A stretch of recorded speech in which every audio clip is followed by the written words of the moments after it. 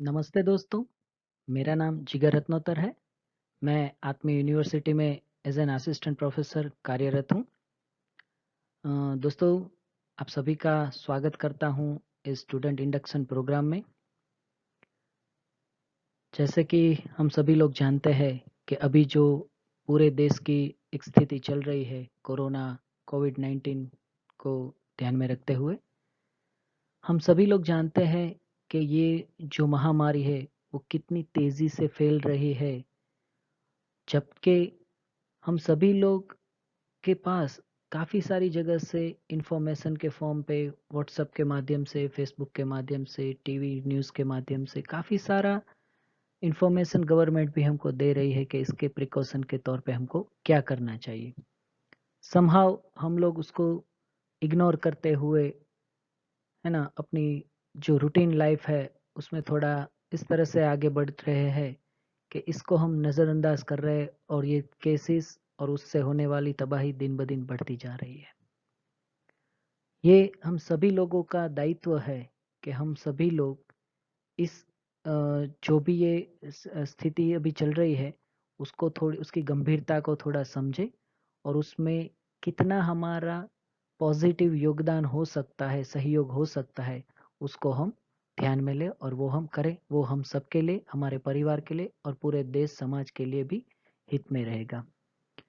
तो पता चलता है कि भाई इस प्रॉब्लम का मूल कहाँ पर, है ना, आता है। तो अगर समझने की बात करें तो हम देख पाते हैं कि जब हम अपने में समझने की कोई चीज के बारे में सोचते तो हमारा ध्यान जाता है कि मतलब अध्ययन करने की वस्तु क्या है, समझने की वस्तु क्या है। तो सबसे पहला एक ध्यान ये जाता है कि भाई हम कुछ चाहते हैं। हमारी जो भी चाहना है वो हमारे लक्ष्य से जुड़ी हुई है। हर कोई मानव, चाहे वो भारत में हो, चाहे वो भारत से बाहर किसी भी राष्ट्र राज्य मतलब कहीं का भी हो, हम हर एक मानव की चाहना है कि हम खुश रहना चाहते हैं, हम समृद्ध होना चाहते हैं और हम उसकी निरंतरता चाहते हैं। हम टुकड़ों टुकड़ों में खुशियां नहीं चाहते हैं, हम हमेशा खुश रहना चाहते हैं, है ना। ये हम सबकी चाहना होती है। इसलिए आप देखते हो कि मानव जो कुछ भी करता है वो खुश होने के लिए करता है। मैं कह रहा हूँ कि वो खुश होने के लिए करता है, उससे उसको खुशी मिलेगी ये कहना ठीक नहीं रहेगा, है ना। क्योंकि जो भी कार्य है वो अगर व्यवस्था के अर्थ में होगा तो वो हमको खुशी देता है। तो एक चीज हमको जब अपने में देखते हैं तो ये पता चलती है कि हमारी चाहना क्या है। दूसरी चीज जो हमको पता चलती है वो ये पता चलती है कि उस चाहना को पूरी करने के लिए प्रोग्राम क्या रहेगा, उसका चाहना को पूरी करने का कार्यक्रम क्या रहेगा। तो जो भी हमारी चाहना है उसको पूरी करने का अगर कार्यक्रम देखे तो वो होता है जो हम खुशी पाना चाहते हैं। तो अल्टीमेटली वो खुशी को हम अपने जीवन के हर एक आयाम में सुनिश्चित करना चाहते हैं। अब जीने के अगर आयाम को देखते हैं तो हम उसमें व्यवस्था का जो स्वरूप है उसको तय करना चाहते हैं। जैसे कि हम खुद में व्यवस्था चाहते हैं। अगर खुद में हम व्यवस्था को समझते हैं तो उस तरह से हम जी पाते हैं। हम परिवार में व्यवस्था को समझते हैं तो परिवार में व्यवस्था पूर्वक जी पाते हैं। मैं समाज की व्यवस्था को समझना चाहता हूँ और उसमें जीना चाहता हूँ। और उसी तरह से हम नेचर में जो भी हार्मनी है, मतलब नेचर में जो व्यवस्था का स्वरूप है, हम उसको भी समझना चाहते हैं। तो आजकल जो ये कोविड-19 की स्थिति चल रही है वो इनडायरेक्टली नेचर को अफेक्ट कर रही है, उससे सोसाइटी, उससे एक परिवार और एक देखा जाए तो इंडिविजुअल मानव भी उसके जपेट में आ गया है और वो भी उससे मतलब काफी सारा अफेक्टेड है। तो आज के इस लेक्चर में हम हार्मनी इन द नेचर माने प्रकृति में व्यवस्था का स्वरूप क्या है, अगर इसको समझेंगे तो मुझे लगता है कि हम हमारी बाकी की जितनी भी जो जीने के स्तर है उसको भी हम सुनिश्चित कर पाएंगे और उसमें भी हम बढ़िया से आगे बढ़ पाएंगे। तो आज का हमारा जो टॉपिक है उसको हम शुरू करते हैं हार्मनी इन द नेचर, यानी कि नेचर में व्यवस्था का स्वरूप क्या है उसको समझने से। जब भी हम नेचर की बात करते हैं प्रकृति, तो प्रकृति का मतलब होता है द कलेक्शन ऑफ यूनिट्स, माने इकाइयों का जो समूह है उसको हम नेचर कहते हैं। अब इकाइयों का समूह देखा जाए तो कितनी इकाइयाँ हमको देखने को मिलती है नेचर में? तो एक है मटेरियल ऑर्डर, जिसे हम फिजिकल ऑर्डर भी कहते हैं। एक है प्लांट ऑर्डर, जिसको हम प्राणावस्था कहते हैं। एक है एनिमल ऑर्डर, जिसे हम जीव अवस्था कहते हैं। और एक है ह्यूमन ऑर्डर, जिसे हम ज्ञान अवस्था कहते हैं। तो अगर नेचर को देखा जाए, प्रकृति को देखा जाए, तो ये 4 तरह के अवस्थाएं हमको देखने को मिलती है। अब सबसे पहले अगर बात करें, जो हमारी सबसे पहली अवस्था है, जिसका नाम है मटेरियल ऑर्डर यानी कि पदार्थ अवस्था। तो उसमें क्या क्या चीजें आती है? जैसे सॉइल, वाटर, है ना, पत्थर, मेटल्स, माने कि धातु है, मणि है। जैसे देखा जाए तो सबसे पहले हम ये जो माउंटेन्स है, पर्वत है, जो भी है, उसको हम पदार्थ अवस्था का एक हिस्सा कहते हैं। मिट्टी किसी भी तरह की हो, वो भी हमारे पदार्थ अवस्था का एक भाग है। फिर ये सारी धातुएं जितनी है, लोखंड है ना, एल्यूमिनियम है, कॉपर है, जितने भी धातु है वो भी हमारे पदार्थ अवस्था का एक पार्ट है। फिर जितने भी मणि, मणि माने जेम्स, जितने भी क्रिस्टल या जेम्स है वो सभी इस पदार्थ अवस्था का भाग है। पदार्थ अवस्था को हम बेसिकली देखा जाए तो जो हम बोलते हैं घन, प्रवाही और वायु के फॉर्म में होता है, उसको एक सम्मिलित नाम अगर दिया जाए तो उसको हम पदार्थ अवस्था कहते हैं। इसके ऊपर देखा जाए तो आप किसी भी ग्रह गोल में अगर इवोल्यूशन का क्रम, विकास का क्रम अगर हम देखते हैं, तो उसमें सबसे पहले जो विकास के क्रम में वहां पे दिखाई देगा वो मटेरियल ऑर्डर होगा। इसीलिए सबसे ज्यादा प्रमाण में किसी भी ग्रह गोल पे हमको जो मिलता है वो मटेरियल ही मिलता है। इसीलिए इसको हम highest amount in the existence भी कह सकते हैं। इसकी क्रिया, मतलब मटेरियल को हम कैसे पहचान सकते हैं, उसकी क्रिया, उसमें जो क्रियाएं दिखाई देती है वो क्या क्रियाएं होती है? तो उसमें 2 तरह की क्रियाएं हमको देखने को मिलती है ज्यादा तौर पर। एक होती है रिकॉग्नाइज करना और एक होता है फुलफिल करना, माने पहचानना और उस तरह से निर्वाह करना। जैसे जैसे कि अगर आप मैग्नेट के पास किसी भी लोहे की चीज को रखते हो, है ना, तो लोहा क्या करता है, मैग्नेट अपनी ओर आकर्षित करता है। तो ये होता है कि लोहा और मैग्नेट एक दूसरे को पहचानते हैं और उस तरह से निर्वाह करते हैं। अब उसी मैग्नेट के पास अगर हम लकड़ी की कोई वस्तु रखते हैं तो वो उस तरह से उसका पहचानता है और उस तरह से निर्वाह करता है। तो हम कह पाते हैं कि भाई जो लोहा है वो मैग्नेट से चिपकता है और लकड़ी है वो मैग्नेट से नहीं चिपकते। इसी को कहते हैं पहचानना और निर्वाह करना। ठीक है, आगे बढ़ते हैं दूसरी अवस्था की ओर। जैसे कि पहली अवस्था हमने देखी कि मटेरियल ऑर्डर, और उसके बाद इवोल्यूशन के क्रम में, यानी कि विकास के क्रम में जो दूसरी अवस्था हमको ग्रह गोल नक्षत्र में देखने को मिलती है वो होती है प्लांट ऑर्डर यानी कि प्राण अवस्था। प्राण अवस्था की बात करें तो उसमें क्या क्या चीजें आती है? तो पेड़ पौधे आते हैं, जो भी फूल है होते हैं, जो भी बेलीय वनस्पति होती है, ये सारी चीजें हमको प्लांट ऑर्डर में यानी कि प्राण अवस्था में देखने को मिलती है। अब देखा जाए तो ये जो पिक्चर्स में भी आप देख सकते हैं कि ये सारी जो चीजें हैं वो उसको आने के पहले मटेरियल ऑर्डर का तृप्त होना बहुत ही जरूरी है। जैसे ही किसी ग्रह गोल पे मटेरियल ऑर्डर की तृप्ति होती है तभी जाके, और उसको अलग तरीके से हम कहें तो जब भी वो मैच्योर होती है मटेरियल ऑर्डर, तब जाके वहां पे प्लांट ऑर्डर बनते हैं। ठीक है, तो ये भी हम जो जितने भी ऑर्डर हम देखते हैं, मतलब जितने भी ये पिक्चर्स हम देखते हैं वो हमारे आसपास भी हम देख पाते हैं कि भाई हाँ, हमको मटेरियल भी देखने को मिलता है और साथ साथ में प्लांट ऑर्डर भी हमको काफ़ी सारी जगह पे, जैसे हम जंगल्स हमारे जो देखते हैं तो सभी मैक्सिमम वहाँ पे हमको प्लांट ऑर्डर देखने को मिलता है। तो प्लांट ऑर्डर है वो विकास के क्रम में दूसरे स्तर पे आता है, इसलिए वो सेकंड ऑर्डर उनको जर्नी में कहा गया है। अगर उनमें मुख्य रूप से अगर उनकी क्रियाओं के बारे में देखा जाए तो वहां पे भी 2 तरह की क्रिया ही होती है, रिकॉग्निशन एंड फुलफिलमेंट। इसलिए आप देखोगे कि पदार्थ में जो क्रियाएं होती है वही क्रियाएं हमको प्लांट में देखने को मिलती है। केवल यहाँ पे एक चीज एक्स्ट्रा या उनके अंदर देखने को जो मिलती है वो होती है, अब उनके अंदर स्पंदन स्टार्ट हो गया है, स्पंदनशीलता उसको कहते हैं। स्पंदन की वजह से उनकी जो प्राण कोशिकाएं होती है उसमें श्वसन प्रश्वसन स्टार्ट हो गया है, शुरू हो गया है।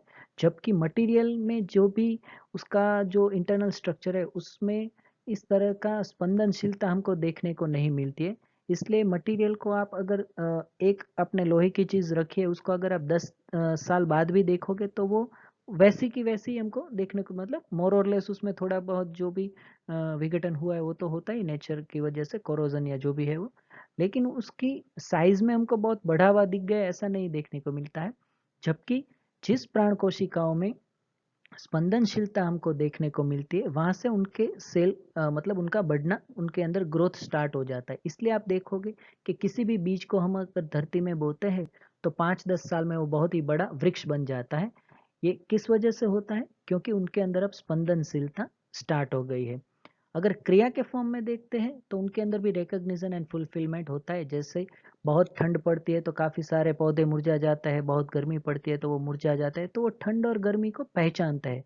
अगर हम एक ही मिट्टी में अलग अलग सीड्स, अलग अलग बीज को बोते हैं तो जिस बीज को जो न्यूट्रिएंट्स चाहिए वही वो धरती में से लेता है। इसी को कहते हैं कि पहचानना और निर्वाह करना। अगर उसको हम बढ़िया से खाद देते हैं तो उसको पहचानते हैं और उस तरह से आगे बढ़ते हैं। अगर उसको हम कुछ केमिकल डालते हैं तो उसको उस तरह से पहचानते हैं और वो डिस्टर्ब यानी डैमेज हो जाता है। तो ये व्यवस्था में, नेचर की व्यवस्था में देखा जाए तो ये दूसरी अवस्था हमको देखने को मिलती। तीसरी अवस्था की अगर हम बात करते हैं तो वो होती है एनिमल ऑर्डर, यानी कि जीव अवस्था। अब यहाँ पे जीव किसे कहा गया है? तो जो भी क्रूर है, पशु अक्रूर है, यानी कि जैसे लायन है, टाइगर है, ये सारे क्रूर एनिमल्स में आते हैं ना, जिसको हम हिंसक पशु भी कहते हैं। फिर गाय है, घोड़ा है, बिल्ली है, ये सारे जो होते हैं, हिरन है, ये सभी काफी जो है होते हैं तो नॉन क्रूअल एनिमल्स है, जिसको हम पालतू भी कहते हैं। तो पशु पक्षी और जितने भी बर्ड्स होते हैं तो उसमें भी अगर आप देखोगे तो पैरट्स है ना, कौवा है भाई, तो ये चिड़िया है, ये सारे को मिला के हम उनको जीव अवस्था कहते हैं। यहाँ पे पिक्चर्स में भी हम देख पाते हैं कि सारे जीव अवस्था का एक हिस्सा है। तो जीव अवस्था कब किसी धरती पर प्रकट होती है? तो यहाँ पे हम देख पाते हैं कि मटेरियल ऑर्डर तृप्त होता है तो प्लांट यानी कि प्राणावस्थाएं पनपती है। जब प्राणावस्था अपने मेच्योरिटी के लेवल पे पहुंचते हैं तब जाके वहां पे जीव अवस्था का प्रकटन होता है। क्योंकि जीव अवस्था को आगे बढ़ने के लिए प्लांट ऑर्डर और मटेरियल ऑर्डर की दोनों की आवश्यकता होती है। इसलिए कभी भी ऐसा नहीं होगा कि मटेरियल नहीं है, प्लांट नहीं है और अचानक से वहां पे पहले जीव अवस्था आ गई। ये नहीं होता है, विकास के क्रम में यही चेन उसकी हमको दिखाई देती है। इसमें अब देखते हैं तो ये थर्ड ऑर्डर हमको जर्नी में दिखता है। और अब मजे की बात यह है कि इसमें के अंदर अगर हम एक्टिविटी को देखने जाए तो रिकॉग्निशन फुलफिलमेंट को हमको देखने को मिलता ही है।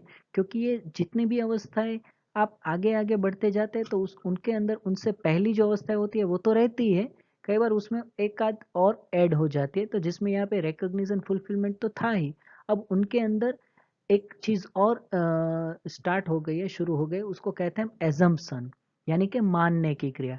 इसलिए आप देखोगे कि काफी सारे पशु पक्षी होते हैं जो मानने की क्रिया में बहुत ही सक्षम होते हैं। जैसे हम डॉल्फिन को देखते हैं, है ना, जैसे हम चिंपांजी को देखते हैं, तो ये काफी सारे पैरोट्स जो होते हैं, जो लोग जो उनका जो मास्टर होता है, ट्रेनर होता है, वो कुछ बोलता है तो उसके संकेत को आसानी से ग्रहण कर पाते हैं। तो इसका मतलब है कि पशु पक्षी में मानने की क्रिया स्टार्ट हो गई है। जिनके अंदर भी मानने की क्रिया स्टार्ट हो जाती है उसी को हम ट्रेनिंग दे पाते हैं। इसलिए पशुओं की ट्रेनिंग होती है और उसको उसको अच्छे से कर भी पाते हैं। तो ये पूरा होती है जीव अवस्था। अब जीव अवस्था में क्या होता है कि स्पंदनशीलता तो है ही, उसी की वजह से उनके जब भी बच्चे का जन्म होता है तो वो बड़ा होता है, उनका ग्रोथ होता है, ये तो होता ही है। उसके साथ साथ अब उनके अंदर संवेदनशीलता भी स्टार्ट हो गई, इसलिए वो किसी चीज को मानने लग गए। ज्यादातर वो लोग अपने शरीर के सापेक्ष सब चीजों को मानते हैं।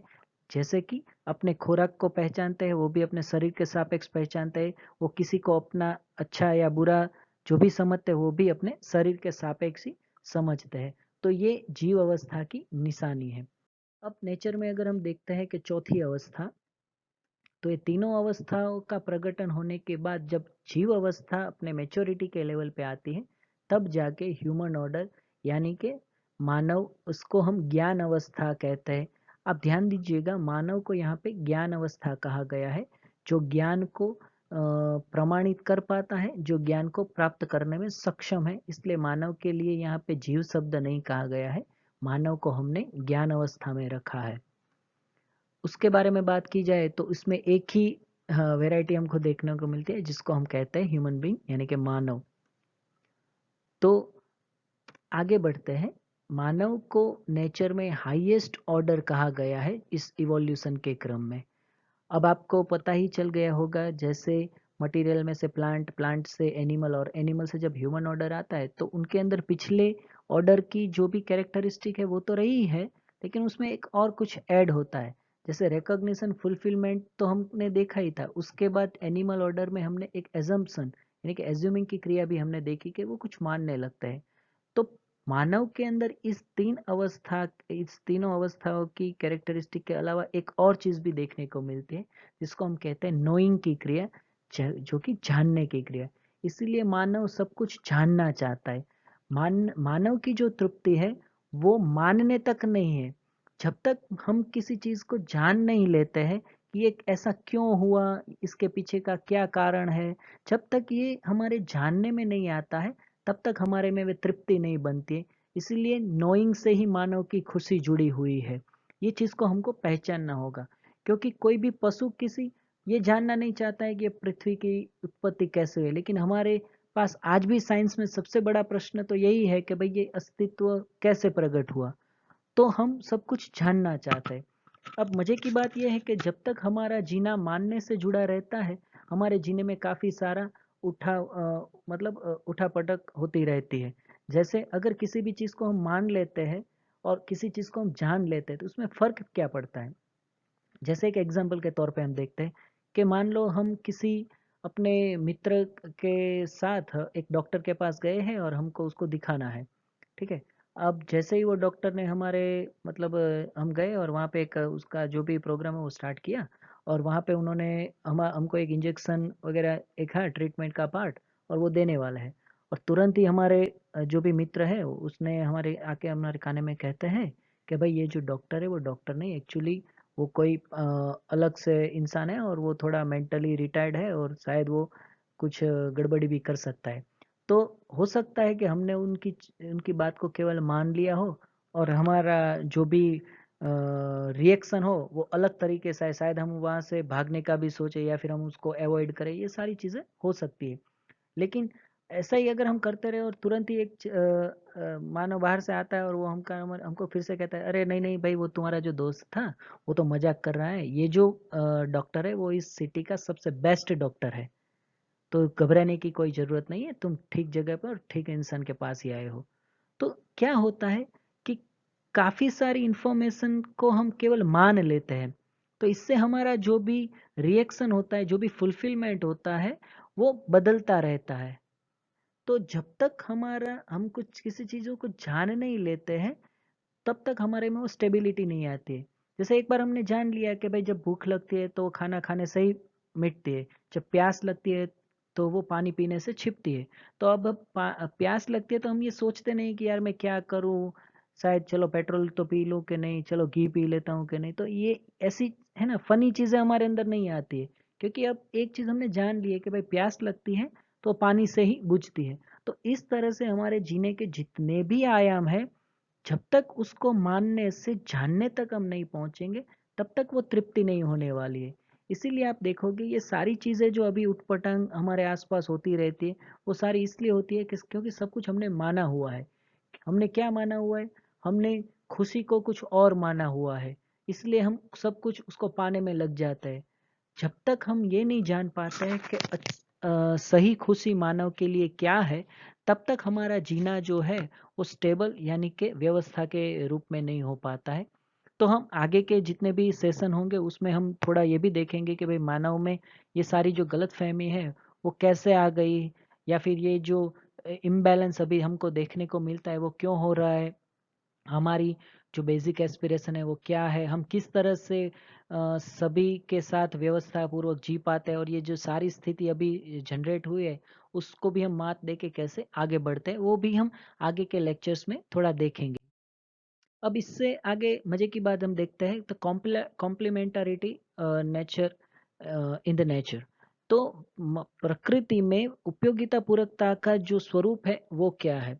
जैसे हम बात करते हैं कि भाई material order and plant order, तो सबसे पहले हम अगर ये दो ऑर्डर की बात करते हैं तो हम देख पाते हैं कि जो प्लांट होता है वो मटेरियल के पास से काफ़ी सारा कुछ लेता है। जैसे एक बीज है, उसको ग्रो होने के लिए मिट्टी चाहिए, पानी चाहिए, न्यूट्रिएंट्स चाहिए, तो ये सारे मटेरियल में से वो लेता है।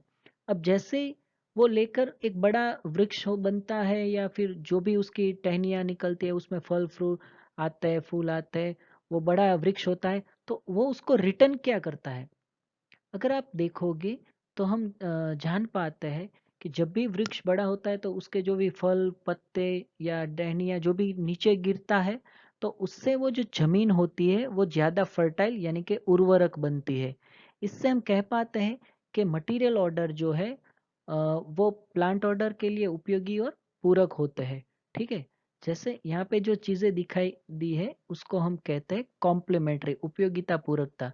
ये दोनों एक दूसरे के पास से कुछ लेते हैं और एक दूसरे को कुछ देते हैं।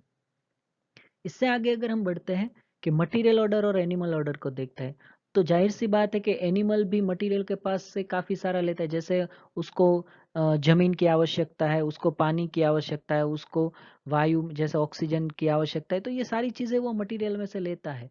और वो जब रिटर्न क्या करता है, जो भी अपना मल मूत्र छोड़ता है, जो भी अपना वेस्ट होता है, वो जब छोड़ता है तो वो उससे जो जमीन की फर्टिलिटी है वो एनरिच होती है, जमीन ज़्यादा से ज़्यादा उर्वरक होती है, वो जीवंत हो जाती है।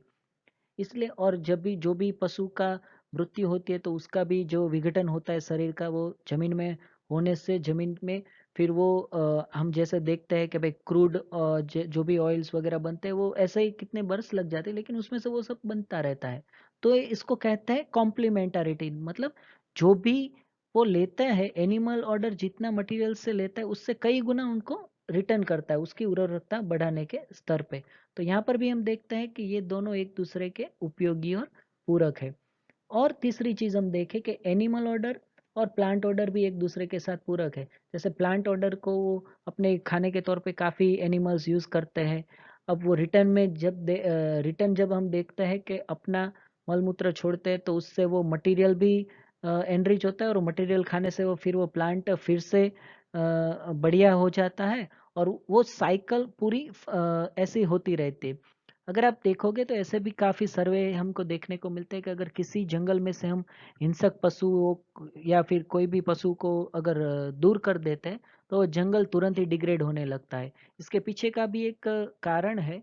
जैसे जितने भी ये हिंसक पशु होते हैं, मांसाहारी पशु जिसे हम कहते हैं, उनकी जो भी सलाइवा होती है, जो लाल ग्रंथियां होती है, वो जब अपना उच्छ्वास मतलब रेस्पिरेशन के अंदर जब वो छोड़ते हैं अपना जो भी श्वास की प्रक्रिया में, तब उसमें से काफ़ी सारे ऐसे बैक्टीरिया निकलते हैं जो पेड़ पौधे के लिए एंटीबैक्टीरियल फॉर्म में वो काम करता है, जिससे उनके अंदर फंगस या उस तरह के जो भी रोग होते हैं वो नहीं होते हैं।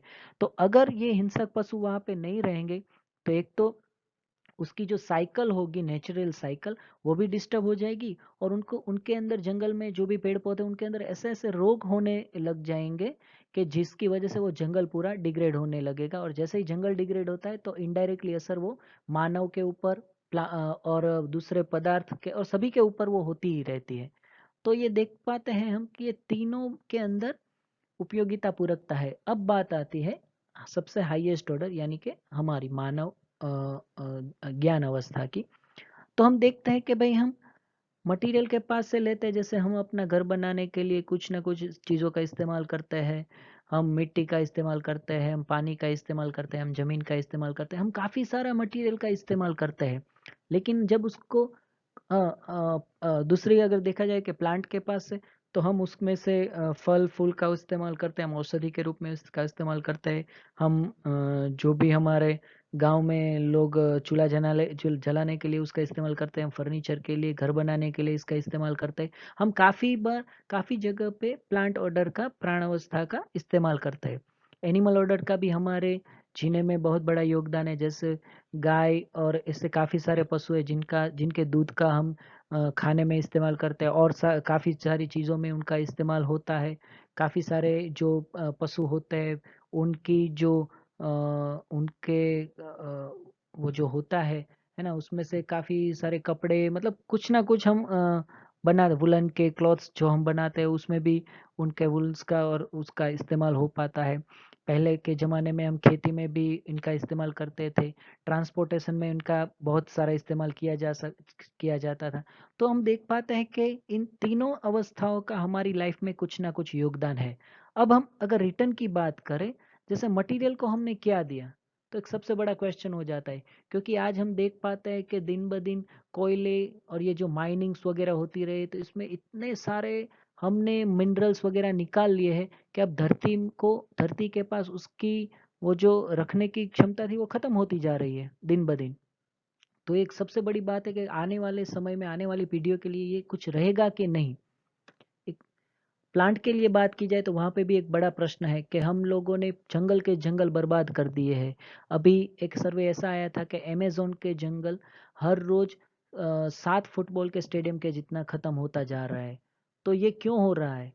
तो इसको भी हमको देखना पड़ेगा, क्योंकि जब भी हम नीड बेसिस जाएंगे तो हम पौधे को यूज में लेंगे भी, और सामने एक अगर हमें इस्तेमाल करेंगे तो सामने 2 या 3 को हम बोएंगे। लेकिन अगर ग्रिड के फॉर्म में ही हम जाते हैं तो ग्रिड को पूरी करने की ताकत तो कहीं और किसी में भी नहीं है। तो ये जो सारी अभी दौड़-धाम और ये सारा जो कोलाहल हमको देखने को मिलता है नेचर में भी, तो ये वो हमारी ग्रीड का ही नतीजा है। तो प्लांट को भी अगर हम समझेंगे कि उसका इस पूरी व्यवस्था में, नेचर की व्यवस्था में क्या योगदान है, तो हम प्लांट ऑर्डर को भी डिस्टर्ब नहीं करेंगे और उनका इस्तेमाल करेंगे और उनको भी बढ़िया से ऐसा कुछ दे पाएंगे कि उनकी उपयोगिता, पूरकता और उनका जो भी है वो ग्रोथ ज़्यादा से ज़्यादा बढ़े। एनिमल को भी हम देखते हैं तो हम उनका हमने काफ़ी जगह पे इस्तेमाल किया है, लेकिन रिटर्न की बात आती है तो हम वहाँ पे भी एक बहुत बड़ा प्रश्न हो जाता है। तो हम देखते हैं कि ये तीनों जगह पे हमारा प्रश्न है। जैसे अभी काफ़ी सारे पशु पक्षी ऐसे हैं जिनकी स्पीसीज अभी खत्म होने को आई है। काफ़ी सारे अब सिटी में देखते हैं कि काफ़ी सारे पक्षी तो हमको देखने को ही नहीं मिल रहे। तो ऐसा क्यों हो रहा है? आने वाले समय में हम देखेंगे कि अगर ऐसा ही माहौल रहा तो हमको अपने बच्चों को ये जो पशु पक्षी है वो केवल जू में ही दिखाने पड़ेंगे। अभी हमारी हालत ये हो गई है। तो ऐसा क्यों हो गया है? क्योंकि हमने भी एनिमल को किस दृष्टिकोण से देखा है, ये बहुत ही अहम मुद्दा है। तो दोस्तों, हम ये कहना चाहते हैं कि अगर इस पूरी नेचर को देखते हैं तो नेचर में ये चारों अवस्थाएं मिलके नेचर बनता है। अगर तीनों अवस्थाएं अपने अपने तरीके से निश्चित आचरण के साथ जीते हुए अपनी उपयोगिता और पूरकता, मतलब कॉम्प्लीमेंट्री फॉर्म में चल रही है, तो ऐसा क्यों हुआ कि मानव जो सबसे हाईएस्ट ऑर्डर, जिसको हम ज्ञान अवस्था कहते हैं, वो उसकी हालत ऐसी क्यों है कि वो अपनी पूरकता को सिद्ध या साबित नहीं कर पा रहा है? आखिर ऐसा क्या रीजन है? ऐसा किस तरीके से, जबकि हम बात तो करते हैं कि भाई मानव शिक्षित है, तो इसके इस दौर पे हमको ये भी एक प्रश्न खड़ा होता है कि भाई हम वाकई में शिक्षित है कि केवल साक्षर है? कोई फर्क होगा कि नहीं एजुकेटेड और लिटरेट पीपल में? अगर हम ये कहते हैं, अगर हमारी गवर्नमेंट को बार बार ये कहना पड़ता है कि भैया इतने दिनों के बाद आप मत निकलो, इतने लोग इकट्ठा ना हो, मतलब एजुकेटेड सोसाइटी में अगर इस सारी बातों को हमको रखना पड़ता है तो हमको ये सोचना पड़ेगा कि हम एजुकेटेड है कि लिटरेट है। एजुकेटेड व्यक्ति का मतलब है कि भाई उसके जीने के आयाम में उसको क्लैरिटी है। तो अगर ये हमारी क्लैरिटी नहीं बन पा रही है तो वो क्यों नहीं बन पा रही है? ऐसे सारे क्वेश्चन को लेके हम हमारे आगे के जो भी आगे का जो सेशन है उसमें हम ये देखेंगे कि भाई ह्यूमन ऑर्डर को समझने का मतलब क्या है, उसमें व्यवस्था का स्वरूप क्या होगा, उसको अगर ये, तो शिक्षा का, मुझे लगता है कि शिक्षा का सबसे बड़ा योगदान ये है, शिक्षा की सफलता ये है कि उसमें से ये क्वेश्चन मार्क्स निकल जाए। तो सही में शिक्षा वो होगी कि जहाँ से ये क्वेश्चन मार्क निकल जाएगा। ठीक है, तो आशा रखता हूँ कि आज के इस सेशन से हमको नेचर में व्यवस्था का स्वरूप क्या है, उसमें हमारी भागीदारी, तो मानव की भागीदारी ना, what is my role in this existence, तो ये भी हमको देखने को मिलता है कि मानव का रोल ये है कि ये क्वेश्चन मार्क्स निकल जाए। अगर ये हमने कर दिया, तीनों ऑर्डर के साथ अपनी भागीदारी को सुनिश्चित कर दिया, तो ये जो धरती पूरी जो पहले जो थी हरी भरी और खुशहाल धरती, तो मुझे लगता है कि हमारे पास फिर से वही खुशहाल धरती आ जाएगी और हम अच्छे से मानव परंपरा में जीने के योग्य हो जाएंगे। तो आशा रखता हूँ कि आज के सेशन में आपको नेचर की व्यवस्था का स्वरूप समझ में आया होगा, और जो भी आपका क्वेश्चन बन रहा होगा तो हम आगे के सेशन में उसको डिस्कस भी करेंगे। धन्यवाद। जय स्वामीनारायण।